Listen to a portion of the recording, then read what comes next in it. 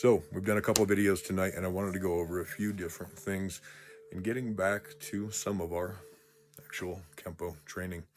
I want to thank everybody for the outpouring of support since the launch. I'm very, very appreciative. Thank you so much. I've gotten all the DMs and emails. If you have received one of the auto responses, please know I am still responding to everybody there, and within 24 hours, I will have a personal message back to each individual.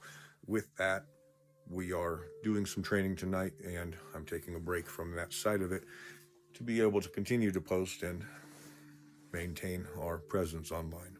So tonight we're going to go over the difference between delayed sword and delayed wing. Now, delayed wing is the My Self Defense Studio version. As I talked about during the launch, one of the things I wanted to do was infuse Muay Thai and Kali training that I've been doing specifically with our Kempo techniques, so that we have the underlying principles that make up Kempo, but already cross-training within the style.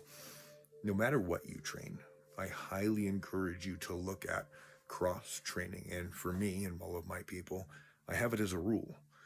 Do not just train with me. Go out there. See what else is out there. There's lots of really good instructors out there, and there's lots of really good lessons. In fact, some of my favorite lessons came from other Kempo instructors and other instructors who weren't in Kempo and not directly from my lineage. Now, of course, my instructor having been my father who raised me in a Kempo school, I'm very, very appreciative of that, and he certainly taught me the most that I've ever knew about Kempo. But Master Dohan had made this impression on me when I was a teenager, and it was one of the first times, I believe I was a second-degree brown belt, it was one of the first times I saw Kempo in this light that wasn't like a lot of other disciplines where it was this stringent, it must be like this at this exact angle with this exact hip alignment. We have that, but if your hips are moved over an inch or your chop is a little bit lower than the instructor is doing, it isn't something that you're stopped and corrected and raised and held there to be this hard style.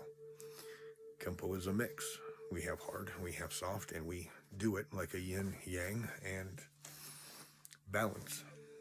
With that, when we were doing the differences between these things, I very much so like how he deployed this. Depending on where you may learn the first technique, delayed sword, you may learn it as a step forward or a step back. And depending on where you're training, some schools teach it as a right punch coming into your left side. Some teach it as a right push coming into your left side. I saw one instructor on YouTube who taught it as a grab here, which was interesting because I'd only seen that once. But the technique largely was the same. For most schools, it is step back to 6 o'clock with my left. My left hand comes up for a positional check. I turn into my inward block. I come up into a cat stance for my right check. Here, lift the knee, kick the groin, and as I land forward, I take that weight down into that chop.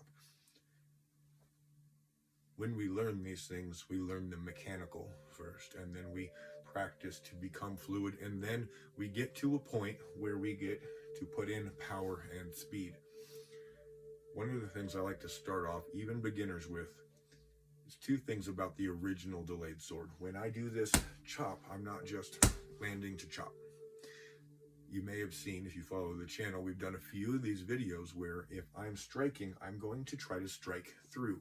I want to pretend his head is made of clay and that these front two knuckles can actually touch the back of his skull. Why? Because I will hit him harder if I do that. Because my intention is to go through, not just to land. Similar with this chop, I'm aiming carotid artery and I'm landing here. But as I do that, I'm not just going to land, I'm going to start to drop my stance with this and turn almost like I would be slicing through like that. Now, I'm not actually going to go 1, 2, and 3. It looks more like 1, 2, and 3, but I have that drop in my stance, dropping my height zone, almost going into a closed kneel, and my body going not here, but here, to where I drop down, depending on where you learn delayed sword from. Delayed wing was inspired by instructor Dohan at one of his seminars at our original school we were with Vision Quest Kempo. Now, it was like 90, 98, 98, 99, somewhere in there. And I was a brown belt, and we were doing this. I was just so awe-inspired that there was this playfulness to what we were doing.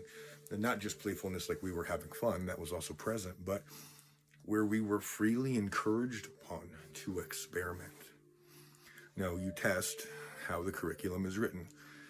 If you're doing delayed sword, you do step back, block, kick, chop, cover out, you're done.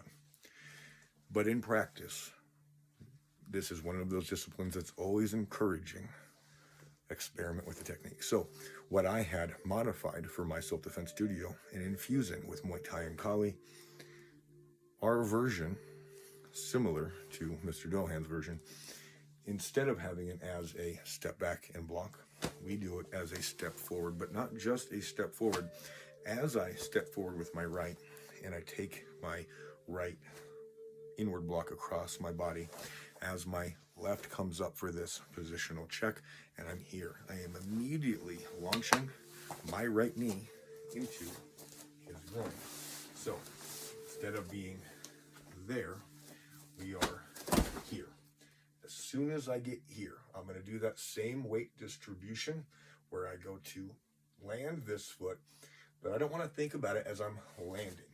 I want to think about it as almost like I'm stomping. I want to do that so that I have this power going into him. And I'm going to turn my body with it.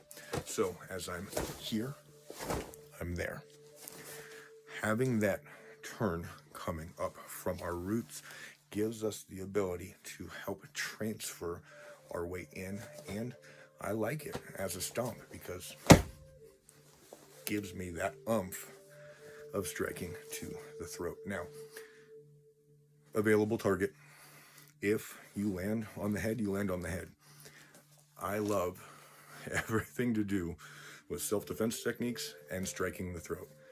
I want it hard for them to breathe. I do not want him to be attacking me, endangering my life, and he has an easy time breathing. In fact, oftentimes, if he can't breathe, he can't fight. At least not well. So, here to here, and striking in and moving across. If I land on the side in the carotid, that's also fine, but I'm aiming for that front of the throat. Boom. Just like that. And of course, we then have our double cover route. I turn, I scan from 12 to 6. I turn, I scan from 12 to 6. I do also like to show my instructor, Sensei Thompson Sr., has this is a little bit differently, where you go to do your cover out, and as you step back, you just drop your head because you have the peripheral vision here and here, and I can still see the threat, but I'm not turning my head. It's an excellent idea. Usually when I would do it, I would do it as a glance, but I love where his head was at for that, literally, in that I did not take my eyes off the threat, and I have all of the threat and the 12 to 6 and the 360 in my peripheral vision. I'm Instructor Thompson, my self-defense studio.